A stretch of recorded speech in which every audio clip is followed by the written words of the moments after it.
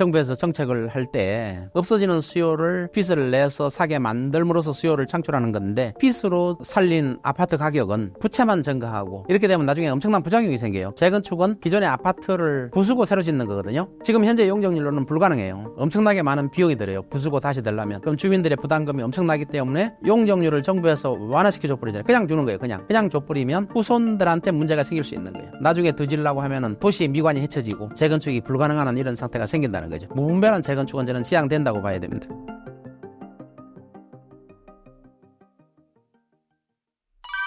현재 박사님이 가장 우려하고 있는 부동산 리스크는 무엇인가요? 지금 이제 우리나라가 안고 있는 부동산에 관한 가장 큰 리스크는, 지금 건설사가 고금리, 또 고환율, 또 원자재 값이 굉장히 상승하는 이런 것 때문에 그동안에 PF를 받았던 건설회사들이 금리가 높아지면서 미분양이 발생하고 있는, 또 그러한 고금리 때문에 건설회사들이 고통을 받고 있는 이런 형국이거든요.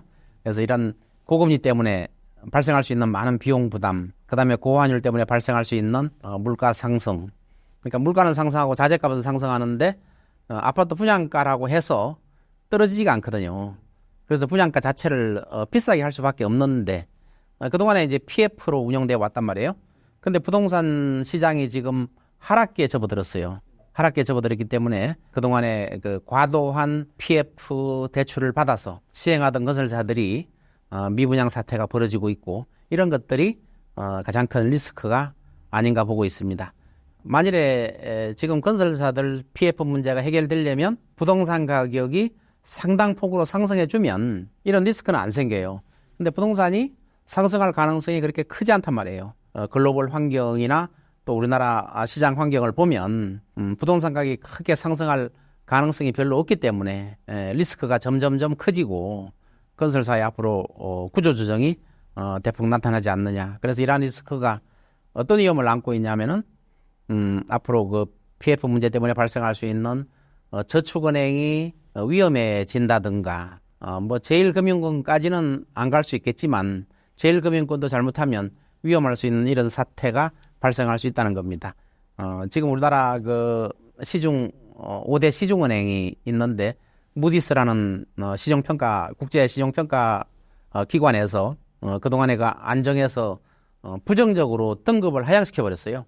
그 이유는 우리나라 금융기관도 외국의 상업용 부동산에 많이 투자를 해서 손실을 많이 보고 있고, 또 우리나라 그런 금융기관들도 위험에 노출돼 있다는 거를 무디스의 신용평가가 부정적으로 조정한 그 한 이유이기 때문에 우리나라 금융기관이 굉장히 위험해질 수도 있다.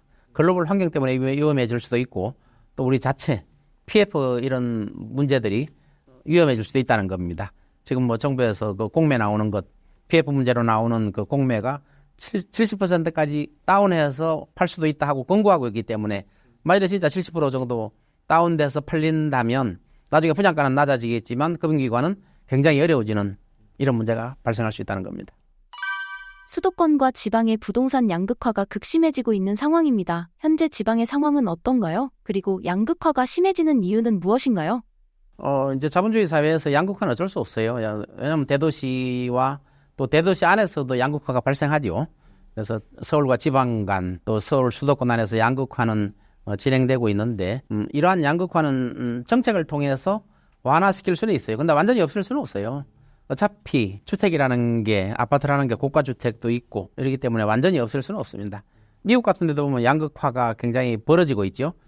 그러나 일반 서민들, 중산층이 이용할 수 있는 주택 공급을 정부가 꾸준히 해줌으로써 이러한 것들을 완화시키고 있는 거거든요. 우리나라도 정부에서 정책을 할 때 규제 완화나 정부가 시장에 개입하는 이런 정책을 펴면 나중에 엄청난 부작용이 생길 수 있습니다. 그래서 정부에서 하는 거는 공공 분야의 공급을 얼마나 싸게 공급하느냐, 여기에 정책에 온 힘을 쏟아야 돼요. 빚을 내가지고 부동산을 사고 아파트를 사게 만들면 부채만 증가하고, 결국 그 빚으로 살린 아파트 가격이 오른다고 해서 빚으로 살린 거거든요.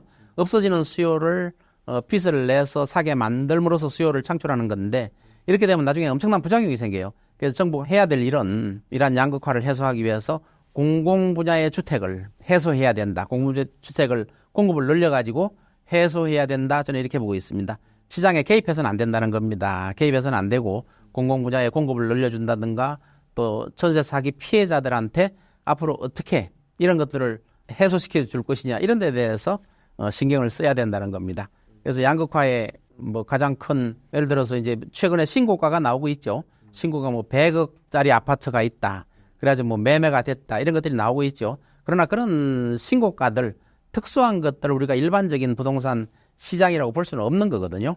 예를 들어서 뉴욕 맨하탄 같은 경우에 그 굉장히 비싼 아파트, 고급 아파트가 있어요. 한 80층 정도 되는데 거기는 뭐 싼 거는 뭐 한 300억 또 비싼 거는 1000억 넘는 아파트가 있어요. 그 고급 펜트하우스 같은 경우에. 그래서 이런 아파트 단지 같은 경우에 제가 그 뉴욕의 중개사한테 들은 바에 의하면 거기에 이제 재산이 한 500억 정도 있는 분이 아파트를 사려고 왔는데 주민들이 재산이 500억 정도 있는 분이 그 아파트를 만일에 사게 되면 환경이 안 좋아진다. 그래서 아마 그 커뮤니티에서 아마 리얼터한테 중개사를 리얼터라고 미국에서 부르는 거거든요. 그래서 중개사한테 그런 사람들이 여기 안 들어올 수 있도록 그러니까 뭐 그분들 입장에서 그러는 거죠.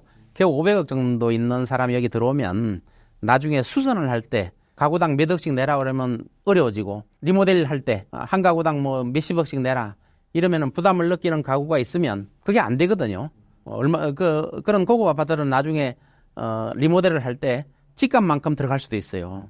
그렇기 때문에 거기에 걸맞는 소득 수준이 들어오지 않으면 리모델도 반대를 하면 또 못 하잖아요. 그래서 그런 상황이기 때문에 그런 분들이 들어오는 걸 반대하는 커뮤니티가 형성되어 있는 아파트가 있어요. 우리 같으면 상상할 수 없죠. 500억 정도의 재산이 있으면 우리나라에서는 엄청난 겁으로 통하는데 그런 커뮤니티가 있다는 겁니다. 그러나 그런 커뮤니티가 있다고 해서 그런 거를 부동산 시장으로 일반화해서는 안 된다는 거예요. 우리나라도 마찬가지입니다. 그런 것들이 있을 수가 있어요. 그러나 그런 것들을 일반화시켜서는 안 된다는 겁니다. 또 그 샌프란시스코 실리콘밸리에 가면은 거기는 이제 주택단지가 100억 정도 있으면 그냥 보통에서 보통 이하예요. 100억 정도 있는 분들은. 그렇기 때문에 그런 커뮤니티를 가지고 일반적인 부동산 시장을 판단해서는 안 되는 겁니다. 그래서 우리나라에서 뭐 100억에 팔린다, 뭐 200억에 팔린다, 고가 팔린다 하는 것을 일반 부동산 시장에 적용해서는 안 되는 거예요. 그래서 양극화라는 것은 기본적으로 있을 수는 있는데 그 양극화를 최소화하는 게 관건이라고 저는 보고 있습니다. 지금 우리나라도 이제 초고층 아파트가 이제 50층 이상을 초고층 아파트라고 그러거든요. 초고층 아파트에는 굉장히 비싸요. 우리나라 건축비 자체가 몇 배가 들기 때문에 굉장히 비싸거든요. 그래서 거기는 자산이 많은 분들만 들어가 살 수밖에 없어요. 관리비도 비싸지, 건축비도 비싸기 하기 때문에 그렇기 때문에 이런 초고층 아파트가 우리나라에는 뭐 지금 많지 않아요. 그런데 이제 지금 뭐 서울 시내에 보면 우리 아파트도 초고층 아파트를 짓는다.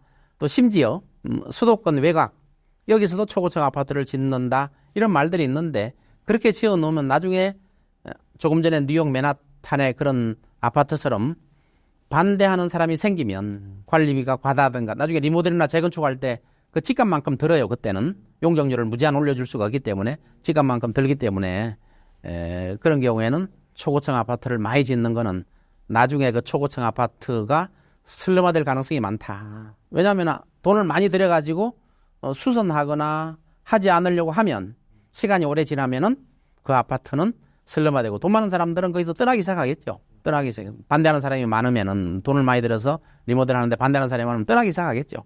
그러면 그런 초고층 아파트는 슬럼화될 수밖에 없어요. 그래서 초고층 아파트를 있는 거는 괜찮지만 더 많이 지금 지으려고 하고 있는데 이런 것들은 앞으로 후손들을 위해서 지향해야 된다고 저는 보고 있습니다. 현재 재개발, 재건축이 여러 곳에서 추진되고 있지만 공사비와 분양가 폭등으로 주춤거리는 상황입니다. 재개발, 재건축에 대해 어떻게 생각하시나요? 그동안에 이제 재개발하고 재건축이 개발도상시에는 엄청나게 추진되어 왔어요.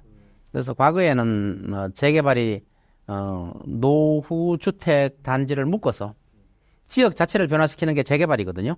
그래서 노후 주택을 묶어서 아파트를 짓고 또 재건축은 기존의 아파트를 부수고 새로 짓는 거거든요.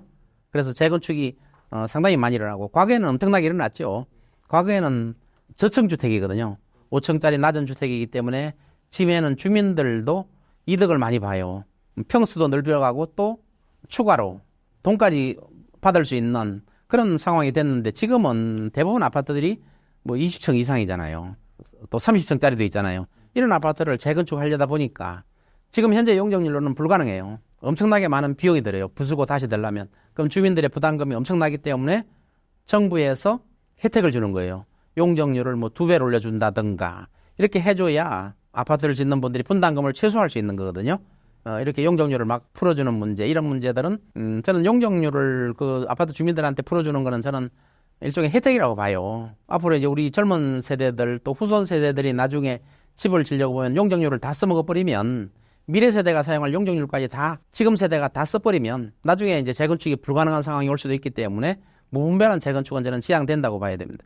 또 저기 신도시 이제 재건축이 진행된다고 그러는데 물론 일부만 되겠죠. 다 되지는 않고 신도시 재건축도 너무 고층화시키는 것은 문제가 있고 또 용적률을 해제 완화를 또 과도하게 해서 용적률을 뭐 2배 이상 올려준다든가 이런 문제는 저는 문제가 있다고 보고 있습니다.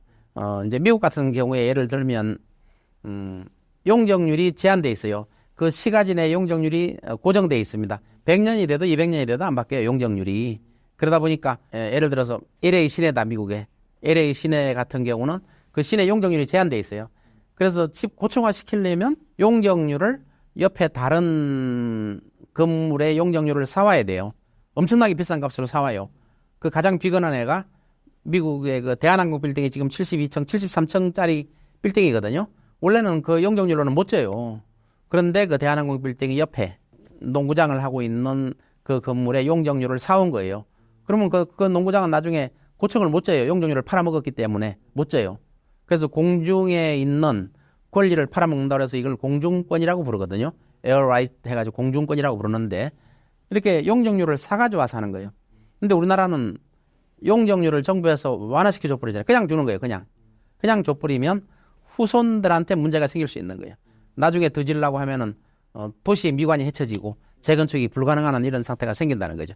이처럼 용적률이 미국 같은 데는 100년이고 200년이고 안 바뀌는데 우리는 용적률이 수시로 뭐 늘려준다든가 그냥 준다든가 이런 식으로 2배로 늘려준다. 물론 그 용적률을 주면서 몇 가지 요구는 하지요. 요구는 하더라도 혜택은 혜택이에요.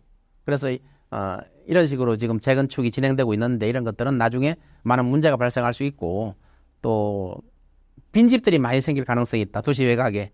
그래서 이런 문제들은 재건축은 무분별하게 해서는 안 된다. 또 용적률을 무분별하게 완화시켜서는 안 된다는 겁니다. 외국의 사례처럼 용적률을 제한해서 뭐 100년, 200년, 300년 이렇게 용적률이 고정되어 있는 상태, 이런 상태로 유지하는 게 도시 미관을 해치지 않고 또 재건축 같은 경우는 특히 있는 건물을 헐고 새로 짓는 거거든요.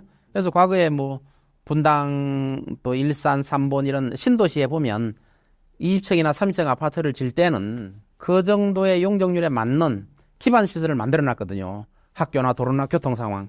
근데 지금 용적률을 2배로 풀어서 초고층화 시켜버리면 훨씬 더 높은 층으로 시켜버리면 더 많은 인구가 들어오면 학교나 도로나 교통 체증 이런 걸 해결할 방법이 없어요. 건물만 새로 짓는 거기 때문에 재개발은 가능해요. 재개발은 처음에 아예 지역 자체 기반시설을 새로 만드는 거기 때문에 재개발은 가능한데 재건축이라는 건 건물을 부수고 새로 건물을 짓는 거기 때문에 기반 시설이 약화될 수 있다. 교통도 더 체증되고 또 학교도 부족하고 이런 문제가 발생할 수 있다는 겁니다. 그래서 이런 부작용이 나타날 수 있다는 점에 재건축의 한계를 가지고 있습니다.